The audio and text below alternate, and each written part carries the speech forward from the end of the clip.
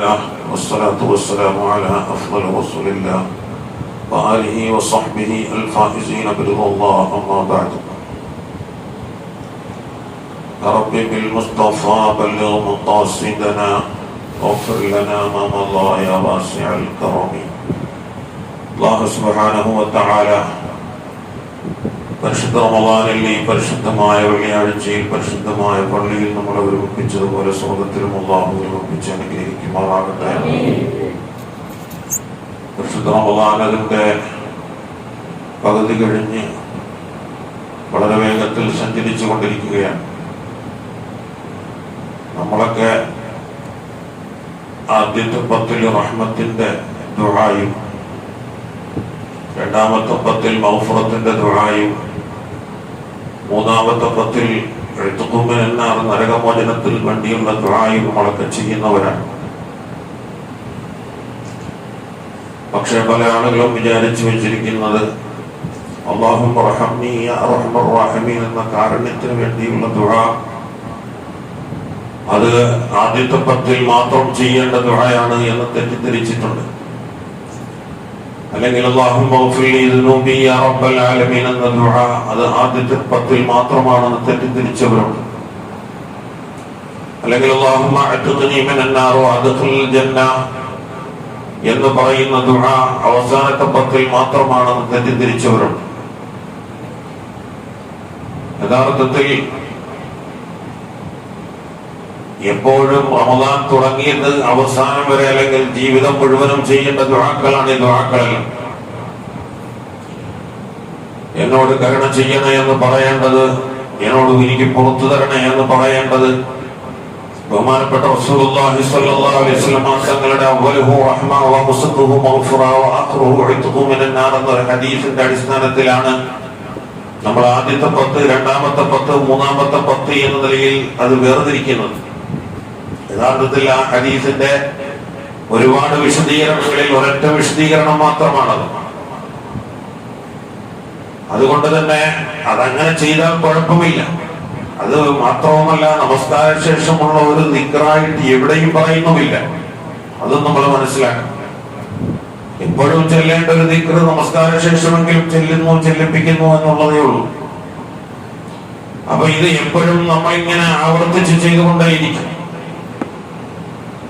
ഞാൻ ഇന്ന് ഇവിടെ പറയുന്ന വിഷയം എന്ന് പറയുന്നു, നമ്മള് ഖബർ ജീവിതം കഴിഞ്ഞ് മഹ്ശറിലേക്ക് പോകുമ്പോ അതിന്റെ യാഥാർത്ഥ്യങ്ങളെ സംബന്ധിച്ച് പരിശുദ്ധമായ ഖുർആൻ പറഞ്ഞ ചില ആയത്തുകൾ ഞാനിവിടെ പറയുകയാണ്. നമുക്ക് ഈമാൻ വർദ്ധിക്കാൻ അത് കാരണമാകുമെന്നുള്ളത് കൊണ്ട്, അത് ഈമാൻ വർദ്ധിക്കുവാൻ, അത് അല്ലാഹുവിലേക്ക് അടുക്കുവാൻ കാരണമാകുമെന്നത് കൊണ്ട് ഇവിടെ ചില ആയത്തുകൾ ഖിയാമത്ത് നാളും അതിനോടനുബന്ധിച്ചുള്ള കാര്യങ്ങളും ഒക്കെ ഇവിടെ പറയുകയാണ്. ഖിയാമത്ത് നാളിൽ ലോകാവസാനത്തോടനുബന്ധിച്ച് ലോകം മുഴുവനും ഒരു പുക നിറയുമെന്ന്, ശക്തമായ ഒരു പുക, ഒരു സ്മോക്ക് നിറയുമെന്ന് പരിശുദ്ധ ഖുർആനിൽ അല്ലാഹു തആല പറയുന്നു. ഹദീസല്ല, ഇത് വിശുദ്ധ ഖുർആനാണ്.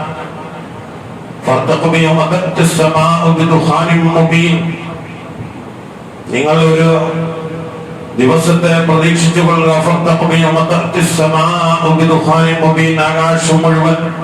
ആകാശം ഒരു പുകയെ കൊണ്ടുവരുന്ന ഒരു ദിവസം.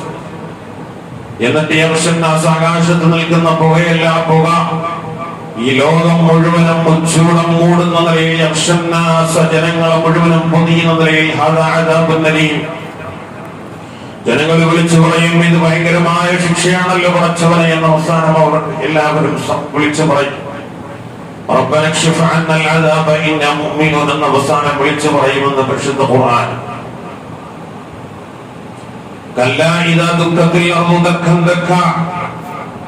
ഖിയാമത്ത് നാളിനോടനുബന്ധിച്ച് ഭൂമി ഒരു പൊടിക്കപ്പെടും.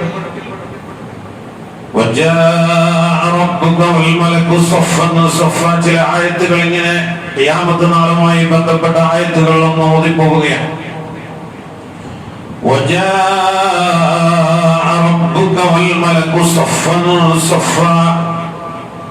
നിന്റെ റബ്ബും മലക്കുകളും സഫ് സഫായി അണിനിരക്കുന്ന മലക്കുകൾ അണിനിരക്കുന്ന റബ്ബും നിന്റെ മലക്കുകളും വരുന്ന ദിവസം റബ്ബുക വൽ മലക്കു സഫൻ സഫ وجيء يومئذ بجهنم يومئذ يتذكر الإنسان وأنى له الذكرى. അന്നാണ് മനുഷ്യർ യഥാർത്ഥത്തിൽ നരകത്തെ കാണുന്നത്. യഥാർത്ഥത്തിൽ നമ്മളിപ്പോൾ നമ്മുടെ ഈ കണ്ണുകൾക്ക് പരിമിതികളുണ്ട്. ഒരു ബാക്ടീരിയയുടെ വൈറസിന്റെ ഒരു ലോകം നമുക്ക് കാണാൻ കഴിയില്ല. അല്ലെങ്കിൽ പാമ്പുകൾ കാണുന്നത് ഒരു പ്രത്യേക നീല നിറത്തിലാണ് ഈ ലോകത്തെ അവർ കാണുന്നത്. അതല്ലെങ്കിൽ ലോകത്ത് പല വസ്തുക്കൾ കാണുന്നത് പോലെ നമ്മൾ കാണുന്നില്ല. സുനാമി വരുന്നതിന് മുമ്പേ ആനകളും മൃഗങ്ങളും ഇവിടെ കിടന്ന് ഓടി ബഹളം ഉണ്ടാക്കാൻ കാരണം അതിനു മുമ്പേ എന്തോ ഒരു തിരിച്ചറിവുണ്ടായി എന്നുള്ളത് കൊണ്ടാണ്. നമ്മൾ കാണാത്ത ഒരു ലോകം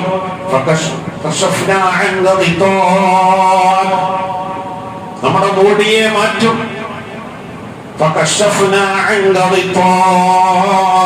നിന്റെ കണ്ണിന്റെ മൂടിയെ നാം മാറ്റുന്നതാണ്.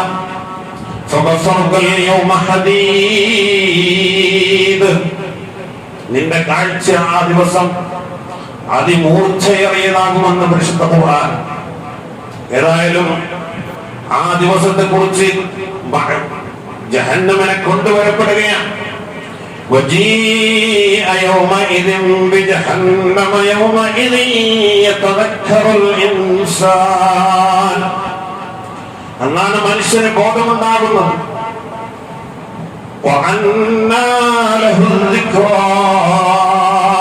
അന്ന് ബോധമുണ്ടായിട്ട് എന്ത് കാര്യമാണല്ലോ.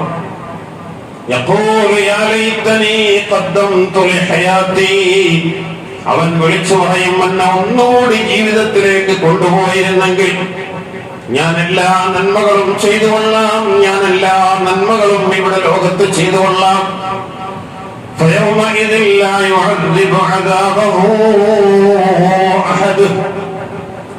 അന്നത്തെ ദിവസം ശിക്ഷിക്കുന്നത് പോലെ അള്ളാഹു ശിക്ഷിക്കുന്നത് പോലെ വേറെ ആരും ശിക്ഷിക്കുകയില്ല. കഠോരമായ ശിക്ഷയാണ് അള്ളാഹു പിടികൂടുന്നത് പോലെ വേറെ ആരും പിടികൂടുകയില്ല. അതിഭയങ്കരമായ ഖിയാമത്ത് നാളിന്റെ അവസ്ഥകളെ കുറിച്ച് നമ്മുടെ ചെറിയ ചെറിയ സൂറത്തുകളിൽ പോലും പരിശുദ്ധ ഖുർആനിൽ അല്ലാഹു പറയുന്നു. അൽ ഖാരിഅതു മൽ ഖാരിഅ. അർത്ഥമറിഞ്ഞ് ഓതിക്കഴിഞ്ഞാൽ ഒരു പക്ഷേ നമ്മൾ ഈമാനുള്ളവരാണെങ്കിൽ നമ്മൾ ബോധം കെട്ട് വീഴുന്ന രീതിയിലുള്ള ആയത്തുകളാണ് അതൊക്കെയും. അതിഭയങ്കരമായ ആ സംഭവം എന്താണെന്നറിയുമോ? القارعة ما القارعة وما أدراك ما القارعة يوم يكون الناس كالفراش المبثوث. ജനങ്ങൾ മുഴുവനും വിതറപ്പെട്ട ഈയാമ്പാറ്റുകളെ പോലെ ആകുന്ന ദിവസമാണ്. وتكون الجبال كالعهن المنفوش. എല്ലാ ബന്ധങ്ങളും വന്നു വിടും. ഹൈഡ്രജനും ഓക്സിജനും തമ്മിലുള്ള ബന്ധത്തിലാണ് വെള്ളമുണ്ടായത്. പക്ഷെ ഹൈഡ്രജനും ഓക്സിജനും അത് വിഘടിക്കാൻ നിന്ന് കഴിഞ്ഞാൽ നിന്ന് കത്തുമെന്ന് ഇന്ന് ശാസ്ത്രം പറയുന്നു. കാരണം ഹൈഡ്രജൻ കത്തുന്നതും സ്വയം കത്തുന്നതും ഓക്സിജൻ കത്താൻ സഹായിക്കുകയും ചെയ്യുന്ന മൂലകങ്ങളാണ്. എല്ലാത്തിന്റെയും മോളിക്യൂൾസുകൾ തമ്മിൽ വിഘടിക്കുമ്പോഴും മുഴുവനും അതിഭീകരമായ അവസ്ഥകൾ സൃഷ്ടിക്കപ്പെടുന്നതിനെ കുറിച്ച് ഖുർആൻ പറയുകയാണ്. കടല് കത്തുമെന്ന് പറഞ്ഞപ്പോ അന്ന് വിശ്വസിക്കാൻ പ്രയാസമായിരുന്ന കാലഘട്ടത്തിലാണ് പരിശുദ്ധ ഖുർആൻ കടല് കത്തിക്കപ്പെടുമെന്ന് പറഞ്ഞത്. വെള്ളം കത്തുന്ന തിയറിയാണ് ഞാനിപ്പോൾ ഇവിടെ പറഞ്ഞത്. ഹൈഡ്രജനും ഓക്സിജനും അത് വിഘടിക്കുമ്പോഴുണ്ടാകുന്ന രീതിശാസ്ത്രം. وتكون الجبال كالعهن المنفوش. ഈ ലോകത്ത് ഏറ്റവും അധികം ഉറപ്പിക്കപ്പെട്ടിട്ടുള്ളതാണ് പർവ്വതങ്ങൾ. 8 കിലോമീറ്ററോളമാണ് എവറസ്റ്റ് കൊടുപടിയ പൊക്കം എന്ന് പറയുന്നത്. എങ്കിൽ 16 കിലോമീറ്റർ താഴ്ചയിലേക്ക് അതിന്റെ വേരുകൾ പോയിട്ടുണ്ട്. അതുകൊണ്ടാണ് 8 കിലോമീറ്റർ പൊങ്ങിയത് നിൽക്കാൻ കാരണം.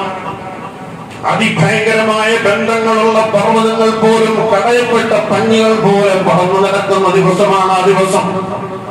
അന്ന് മനുഷ്യരുടെ കണ്ണുകൾ നീല നിറത്തിലാകുമെന്ന് പരിശുദ്ധ ഖുർആൻ. യൗമ യൂഫഖു ഫിസ്സൂരി വനഹ്ശുറുൽ മുജ്രിമീന യൗമഇദിൻ സുർഖാ. സൂറത്ത് ത്വാഹയിലെ ആയത്താണ്. അന്ന് മുജ്രിമീങ്ങളായ ദോഷികളായ ആളുകളെ അവർ മഹ്ശറിലേക്ക് ഒരുമിച്ച് കൂട്ടപ്പെടുമ്പോൾ ജനങ്ങളുടെ കണ്ണുകൾ നീല നിറത്തിലായിരിക്കും. അവരുടെ കണ്ണുകൾ ഉരുണ്ടു മറിയുമെന്നും വിശുദ്ധ ഖുർആൻ തന്നെ പറയുന്നുണ്ട്. തതഖല്ലബു ഫീൽ ഖുലൂബ് വൽ അബ്സാർ.